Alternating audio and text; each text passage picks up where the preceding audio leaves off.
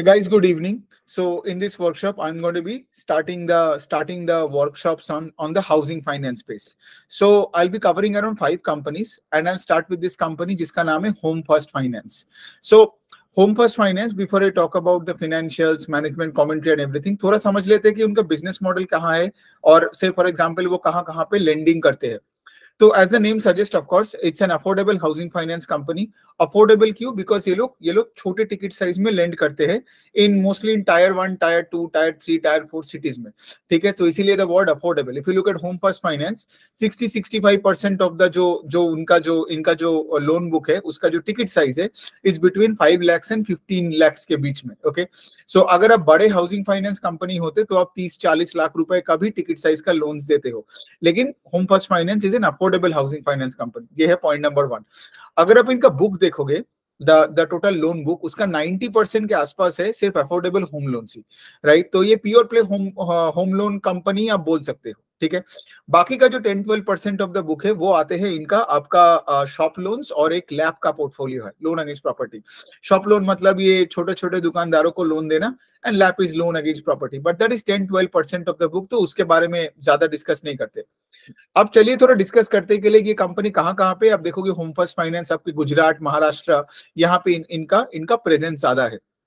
तो अभी थोड़ा बात करते हैं कि लाइक से कंपनी का तो हो गया. अब सिंस अफोर्डेबल हाउसिंग फाइनेंस है, just remember it's not a bank, और अगर बैंक नहीं है तो इनका कोई कासा फ्रेंचाइज नहीं होता है.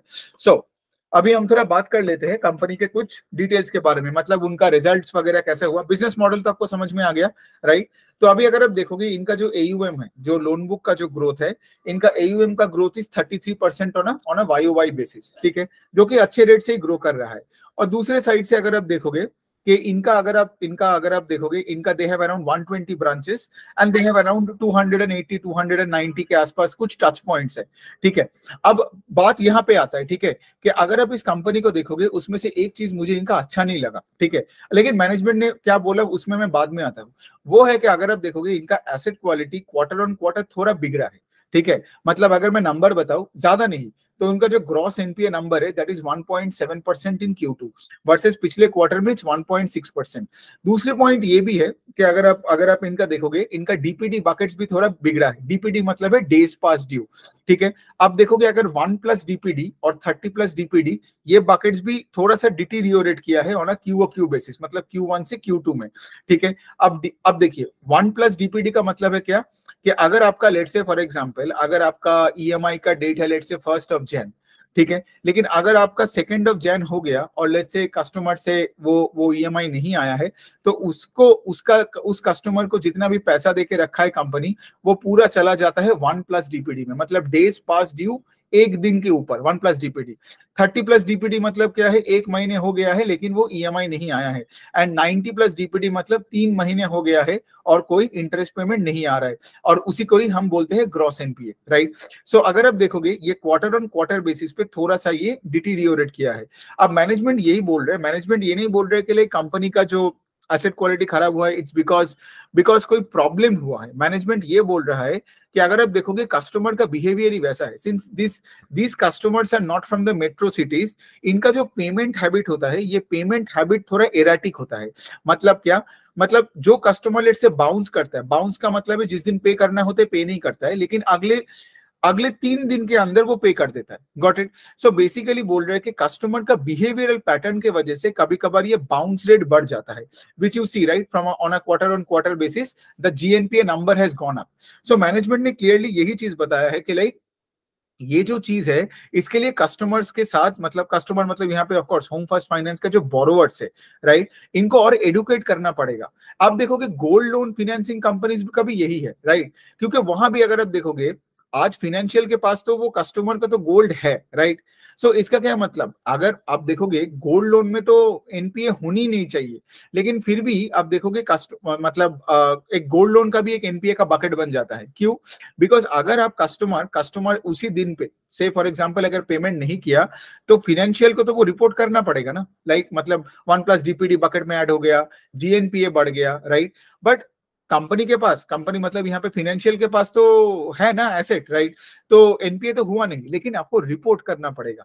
सो यहाँ भी वही है, कंपनी यही बोल रहा है कि लाइक यहाँ पे कस्टमर्स का जो रीपेमेंट हैबिट है, वो रीपेमेंट हैबिट के वजह से इनका इनका इनका जो जो डीपीडी बकेट से वो बढ़ गया है।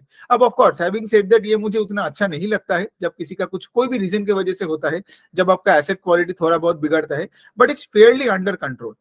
अब दूसरे अगर मैं बात करूं तो यहाँ पे कंपनी का देखिए, how would you know that the company is scaling up, right? Of course we know, right, कि like this company is like scaling up, moving into newer and newer geographies.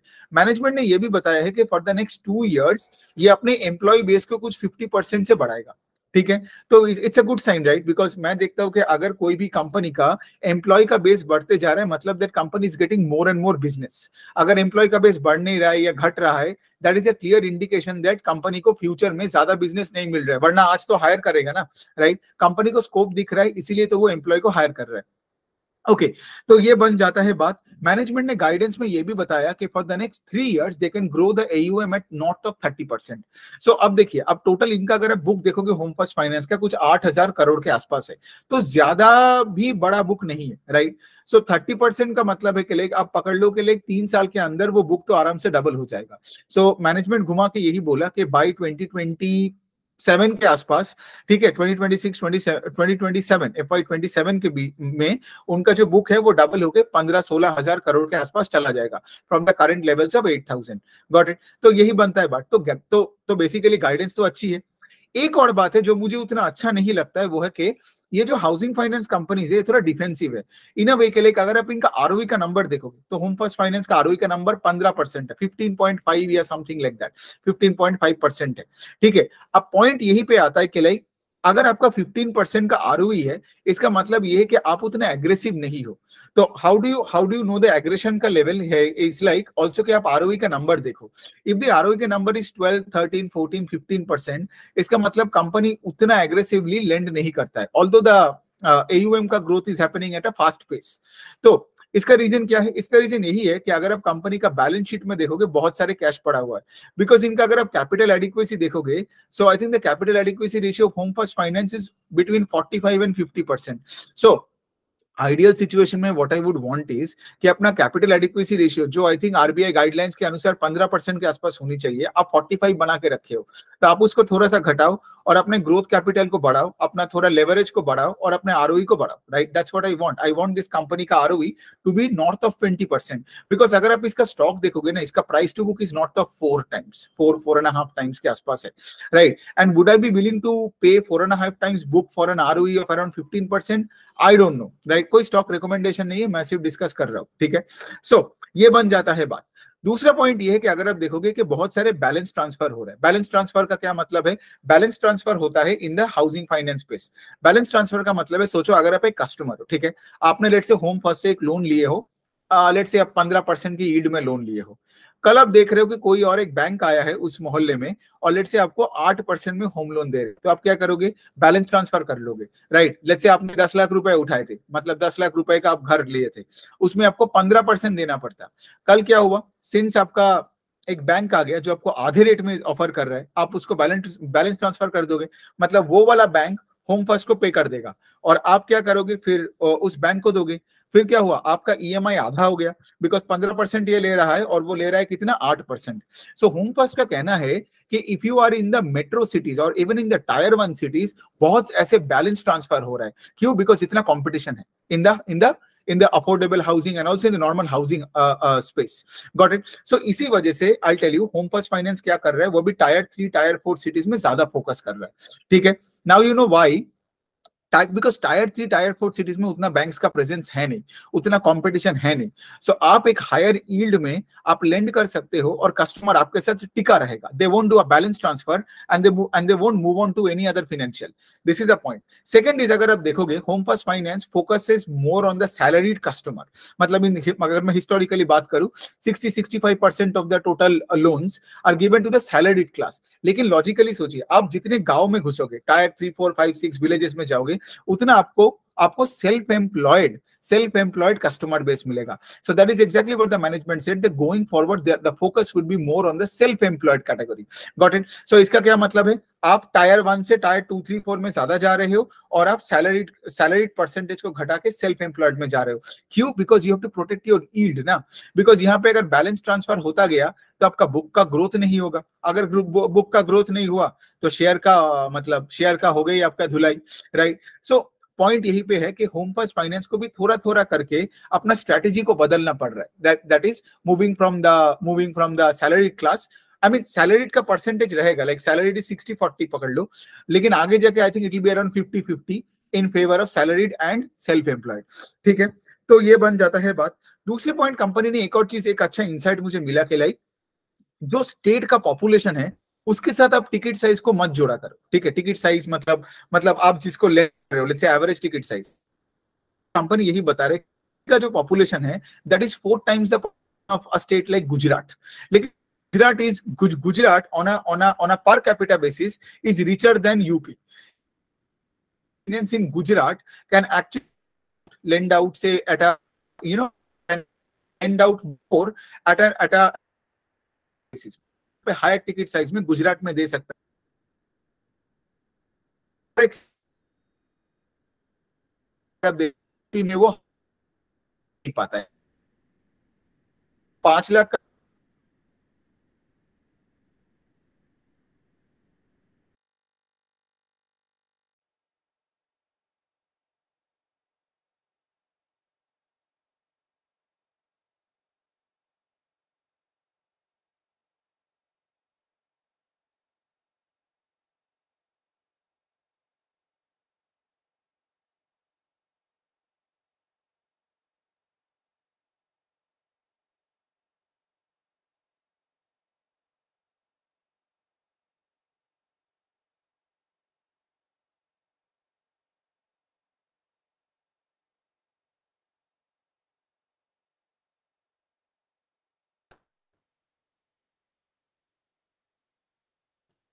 Yeah, I think there was an issue with the internet. I think we are back. Okay, so अभी देख लेते हैं कि like बाकी क्या क्या चीजें हैं. So यहाँ पे तो यहाँ पे पॉजिटिव चीजें क्या क्या है कि the book is growing at a fast pace, north of 30%, guidance भी अच्छा है. बट यहाँ पे जो चीजें मुझे अच्छा नहीं लगता है वो है कि पहला पॉइंट ये है कि उनका जो आरओई का नंबर है, इवन मैनेजमेंट ने ये भी बताया गोइंग फॉरवर्ड द आरओई का number will be between 15 and 16% के आसपास. ठीक है, तो वो उतना सही नहीं लगता है मुझे. ठीक है, कि like I would, because if I am paying 4.5-5 times a book, I would want to buy a financial जिसका लेवरेज रेशियो थोड़ा ज्यादा हो, थोड़ा सा और एग्रेसिव हो, और जिसका ROE number let's say north of at least 20% हो. But that's my way of looking at it. ठीक है, ये बहुत सब्जेक्टिव एक डिसीजन है. दूसरा पॉइंट आपको ऐसा देखना पड़ेगा कि से फॉर एग्जांपल इनका जो डीपीडी का जो बकेट्स है वो that is the key monitorable going forward, right? Because Q2 में डीपीडी बकेट्स थोड़ा, DPD means days pass due, ये थोड़ा डिटीरियोरेट किया है over Q1. GNPA numbers भी थोड़ा बहुत डिटोरिएट किया है, although the number is not that much, but फिर भी 1.6 से 1.7% का GNPA बढ़ा है, राइट? सो एसेट क्वालिटी थोड़ा सा बिगड़ा है, right? But of course company says के लाइक ये एक्चुअली कस्टमर का बिहेवियर पे है एंड नॉट से फॉर एग्जांपल इनहेरेंटली कोई इकोनॉमी में प्रॉब्लम है या बिजनेस पे कोई प्रॉब्लम है. सो यही बनता है. I guess I have covered all those things. एक लास्ट पॉइंट है कि लाइक अगर आप देखोगे अफोर्डेबल हाउसिंग फाइनेंस कंपनी में attrition is always very high. ठीक है, तो इस कंपनी का भी कुछ 30-32% के आसपास की एट्रिशन है, तो वो भी एक नेगेटिव के आसपास ही आप बोल सकते हो, राइट? के लाइक बिकॉज अगर आपका 100 एम्प्लॉय और हर साल आपका 30-30 करके एम्प्लॉय निकल रहा है, तो आपको एम्प्लॉयज रखना और उसको मतलब उसको हायर करना और उसका, बिकॉज एम्प्लॉय को लाने में और उसको ट्रेन करने में खर्चा होता है ना. तो अगर एट्रिशन बढ़ जाता है तो इससे क्या होता है, आपका ऑपेक्स बढ़ता है, और अगर ऑपेक्स बढ़ता है तो आपका आरओई में पूरा इफेक्ट होता है. तो वही वाला पॉइंट है कि जितना हायर एट्रिशन उतना आपका प्रॉफिटेबिलिटी मैट्रिक्स पे अफेक्ट होता है. तो यही है होम फर्स्ट फाइनेंस का. तो आई गेस और कुछ पॉइंट्स है नहीं, तो यही तक रखते हैं. आई गेस बीच में थोड़ा बहुत को प्रॉब्लम आ गया था. ठीक है, so just kindly ignore that and any which way. So आपका कोई डाउट हुआ तो आप मुझे कमेंट सेक्शन में क्वेश्चन मतलब कमेंट सेक्शन में पूछ सकते हो. Thank you so much.